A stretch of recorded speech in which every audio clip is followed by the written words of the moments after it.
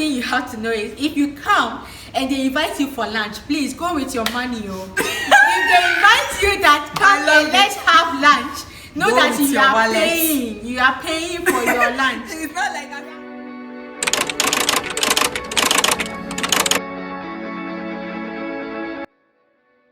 So I think, Richard, what would you say about the American food? Like, what was your first impression? Like, how did it go? How did it go?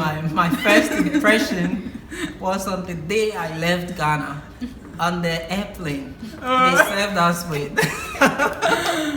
this American food, and you know when I saw it, I was like dinner, rice something. I saw rice in there.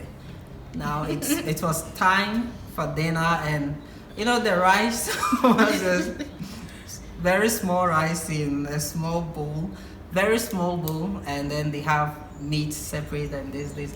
So you know, like there's a sharp contrast between the rice, amount of rice we eat back home, and what they serve, and they call it rice, very small. Yeah, you can't have all that bowl, all those big No, bowls. so No. it's just going to be You know, it's small amount. You may even have the meat and vegetables being more than the rice, which has been named over the food, like they call the food rice and something, but the rice is just little. So on a scale of 10. Well, I also love. I've tasted different kinds of American food, which I like, and some I do not So on a scale of 10. like. I think that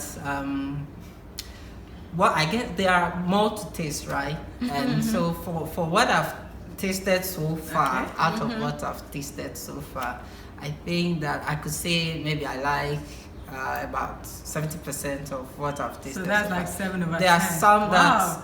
there are You guys some are that I haven't tasted everything yet. So the little that I've tasted so far, that is what I'm talking about. So as time goes on, I will take extra, and then it may reduce. The scale may reduce. So and right now the it's rating 7 may over reduce. 10. Okay. So for me, it's 5 over 10. I go with Judith because it's 50-50. Some of the food I eat them and my tummy keeps making noise for the rest of the day. I run to the loo because my tummy is like, oh, what are you eating? And so guys, I'll say 5 over 10. I like some of the food; they are really good, and some are not as what it looks like. Just like Gigi said, like the picture looks so good, but you know, when you taste that food. What else? Yes, but the one thing that shocked me was the homelessness here in America. Like coming and then seeing people in the street, you know, sometimes they have this board with them like, oh, help, I need this amount of money to buy food or something. I was really shocked about it because you know this place is a developed country, and you know when we are back home, the things that we see on television is not always. Yeah, it's not always the American we see. Yeah, they decide to show you what they want to show you. Exactly. Yeah, Exactly. but you come here and then you are faced with the realities.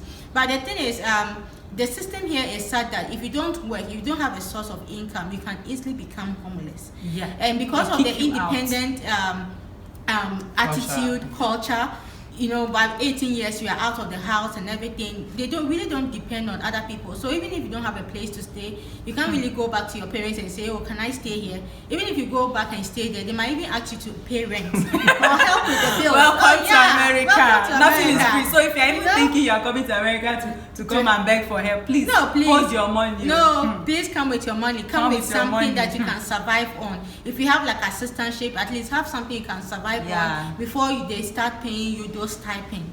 Because you cannot come here and be saying You will be that homeless. you know Or your they friend will or you deport know you. this They will place. deport Yeah. You go hunger. You can't. You will come to airport Because and call that number. It will not go again. Because even some of they themselves are on the street asking for money. So how much more you a stranger coming to ask from them? So my dear, just have something with you. And even with where I used to be, the weather was so cold. So sometimes I just wonder how they survive in the cold weather. Yeah. You see them with a lot of thick jackets and other things. Some of them died. Yeah, They died. some of them I've really- heard one like that happened. Was it recently in Chicago. Yeah. Chicago. No, Chicago. Yeah, Chicago. So Chicago, I lost about 15 people died. Yeah, the because past of winter was really, really bad in Chicago, everywhere. So some people died and other things. But sometimes they provide them with shelter. But these shelters, it becomes like you as an international student, they'll deport you. If you don't have a place, they'll deport you. And sometimes you might go to maybe you might know like people, but it's not like a relationship where you can go to the extent of having them invite you to stay in their house. Some people come here and make great friends. Everybody's story is different. I'm not saying that general thing, but it's not going to be. Maybe you might have a few. It's 50-50. Some people have good friends that help out, but sometimes it's not like that. Even and then one thing you have to know is if you come and they invite you for lunch, please go with your money. If they invite you that come and let's have lunch. Know that you are paying for your lunch. It's not like Africa where they pay for you. No. If a boy or a girl, anybody invites you, go with your wallet. Go with your wallet. You are paying for that lunch. And if you know you can't afford it, it's okay to decline. It's okay to say no. Or even if you go, you can look at the cheapest on the list. And I don't know. I'm not trying to say that cheapest or something, but anything that you want, that you can afford. You can afford. You shouldn't make yourself uncomfortable. And if it's becoming too much, and you know that I have food at home and I cannot go, it's okay to decline. It's okay to say no. Yeah. So, Richard, do you have anything to say about that? Or you have maybe topic? I'll talk about you see, back home we see America and all it is about skyscrapers. You see skyscrapers everywhere. Ooh. So I came. My point of entry was New York City. So the skyscrapers were there. Then we moved to St. Paul, Minneapolis. Then right from there, I came to Rapid City, and no skyscraper. So it's shocking. It's like in America, it's all about skyscrapers, and I see buildings, short like back home, buildings, you see. And we have good homes in Africa, please. We do. You see scattered buildings too. But just that they are organized. As for organization, great. Then the systems work. Even cottages, you see third road. Okay. I think regarding what Richard is saying, I arrived at Denver first. Denver was looking nice. Yeah. Then I came to Rapid City. When Rapid City. Rapid City. When I arrived at the airport, it was kind of like I came out from the plane and I went to the arrivals where they were waiting for me because I had this lovely group, the international house. Like, oh my God, this people are so lovely. They came to welcome me. So by the time we came out, I looked at my surroundings. I was like, am I in America? Like, I was looking around. I was like, where am I in a village? Like, where? There were bushes like all over, grasses. I was like, okay, probably because this is the airport. But and we got to Rapid City, And it was like, sometimes I just wake up in the morning and I look around me. I'm like, am I in America? Am I sure this is? See, the media, they are so good. They show you the nice part. I think this is what we Africans should do. Exactly. That is why I liked what the Maya's channel. Like, I love this channel. Shout out to the Maya. And Miss Trudy, shout out. Like these people, if you don't know their channel, please watch them. They show you the good parts of Africa.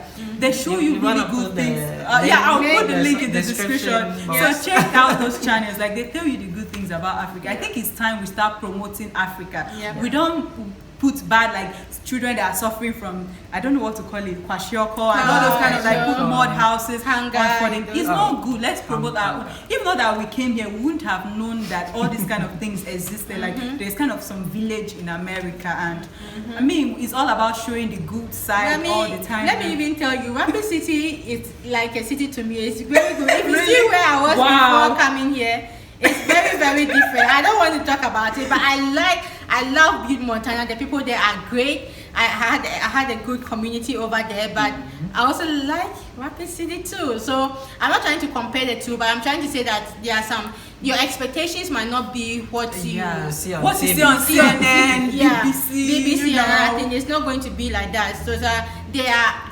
So sometimes when we travel to the big cities, we just say, "Oh, now we are in America." You know, those kind of things. That's what we say. That we are now in America.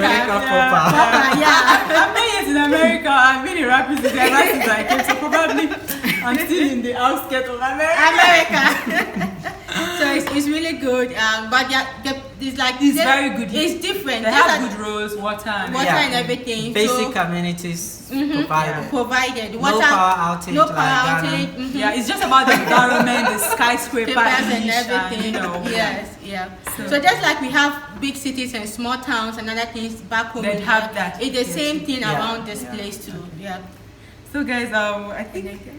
And I want to chip in something about your hair, ladies, when you're coming. When I was coming, there was no salon, like the salon for making like black people's hair and other things. So it was a struggle for me. I came with permed hair, everything just broke, like my hair was just cutting off. And because of the extreme cold weather, it was so terrible. So I remember there were some salons around. We went there with my friends to ask, and they was like, "Oh no, we've not really been trained on doing colored people's hair, so we can't really help you." And we were like, "Oh, yeah, this is how we have to." Like, we wanted to perm our hair, like adding chemicals and doing it, because when they perm their hair, because their hair is straight. When they say they are perming their hair, it's about making it into curls, like how our natural hair is. But for us, when we are perming our hair, it's to make it straight. So we're trying to explain to them, we're like, no, and you know this place, because of the lawsuit, nobody wants to be responsible for any damages. So we're trying to even convince them to, like, this is how the process is. They said no, as long as we've not been trained on it, we don't have any license on it, we are not going to do it. So the only thing you have to do is to depend on YouTube, you know, learn how to make your hair yourself, learn how to make your hair, do something. And even before you come, if you have the time, just try and learn how to braid hair and other things. Just have some soft skills. What about the cost? Will you say something about the cost? You know me, I'm on local. Yeah, and I even came with hair, but you know. Really, I'm really jealous about it. I wish I can let's talk about it today. Her hair. But how much does it cost to do your hair? It costs roughly between minimum $50 to do your hair. And converting that to Ghana cedis or naira is a lot of money. You know. And that is just the minimum. The nothing it goes like up that. To 200, 300. More than that, it can even get like 1,000. Yeah. I'm done. If you really go to like a professional, I'm you know. done. Even with my natural hair, I called a salon. Like when I came to Rapid City, actually there is a salon that I know do colored people's hair. I just called just to blow dry and trim my hair, and that was like $80.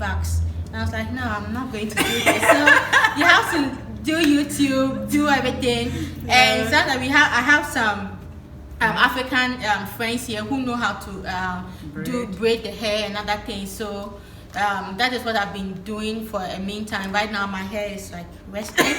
For the meantime, you put in something later. Yeah. So that's the minimum, 50, 80, 100. And even if you know the person might give you a discount, but it's still expensive when you compare it to the prices back home.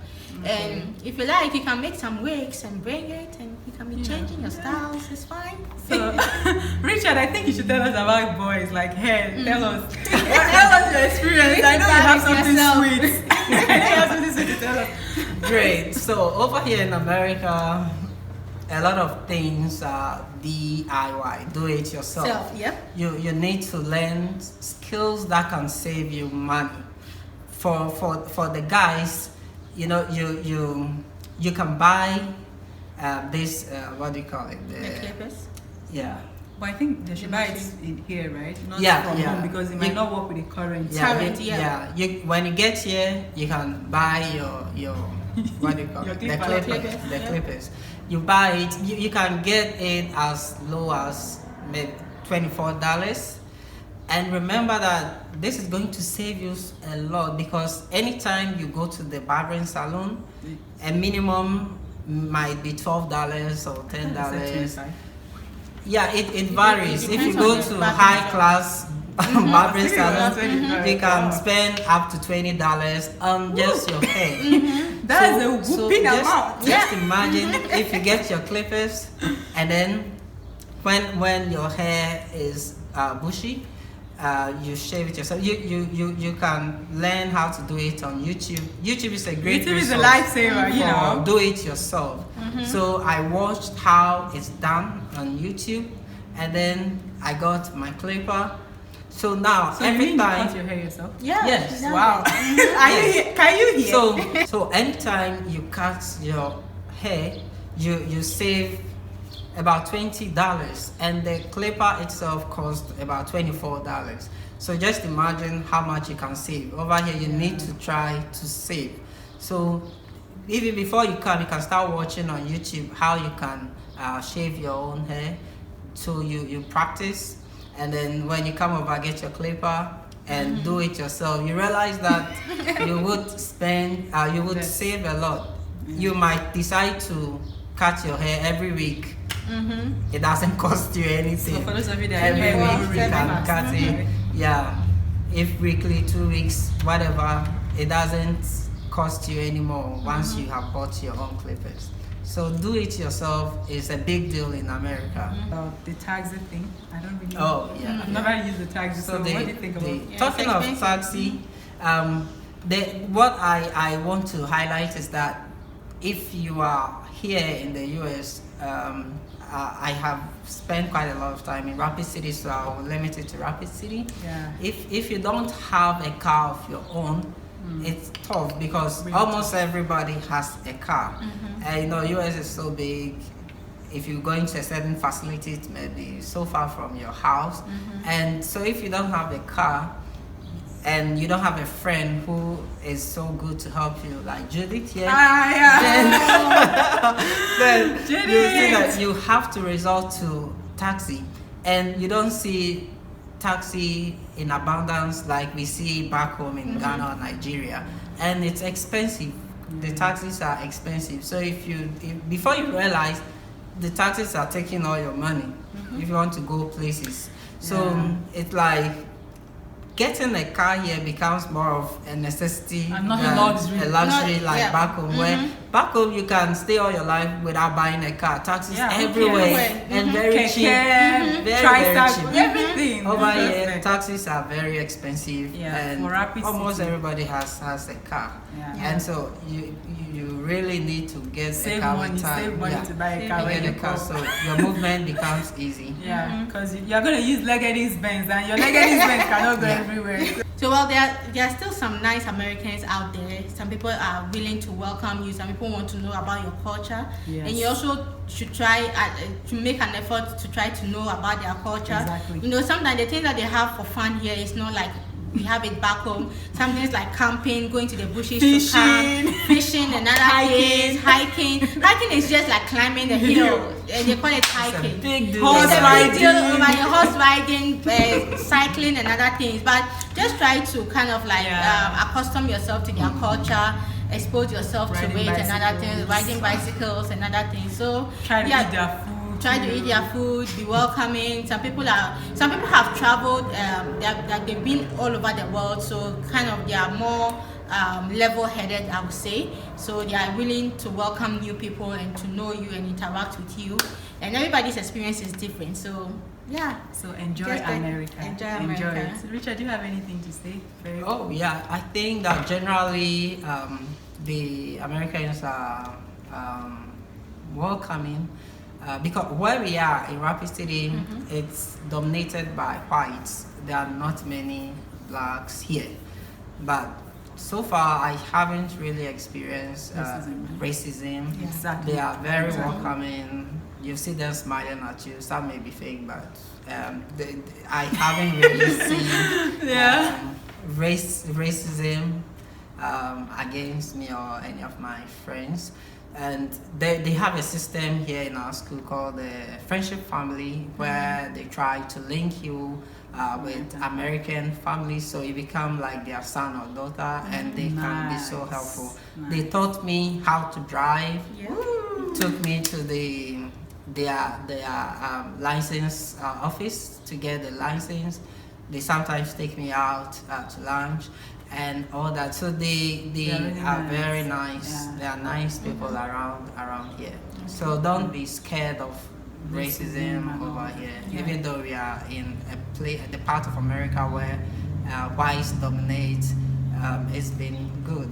The Yeah, so this is relationship a Rapid City, South Dakota. South Dakota. Yeah. Okay, guys. For me, I think we've basically said all we can remember right now. One thing I was so scared about was getting an assistantship. That is the funny from my school. I was like, oh, I'm black. I don't know how these people are going to react to it. Having a black person teach their classes, like assist a professor. Are they going to welcome me? Are they going to give it to me? But see, they gave it regardless of color. It's just about your skills, who you are. It's not about your skin color. So don't even make yourself feel less of a human because you are black. No. Just make sure you have the right skills and you are going to get the job, or whatever you're looking for, you're going to get it. So just be confident about yourself. So guys, once again, I want to say thank you to these two humans, these two precious people. They are PhD candidates, so as in, can you imagine them coming to my channel like, guys, encourage us, subscribe, comment, drop something for them. Please, guys. So I really enjoyed filming this video with you guys. Seriously, I didn't know you guys were going to say yes. I was kind of skeptical about the whole thing. I told you, right? You're So very please, welcome. thank you so much. And please, if you enjoyed today's video, leave us a comment. These guys know how they do it. They know how they do it. So guys, I'm sorry we have to go now. So thank you. Bye. Bye-bye.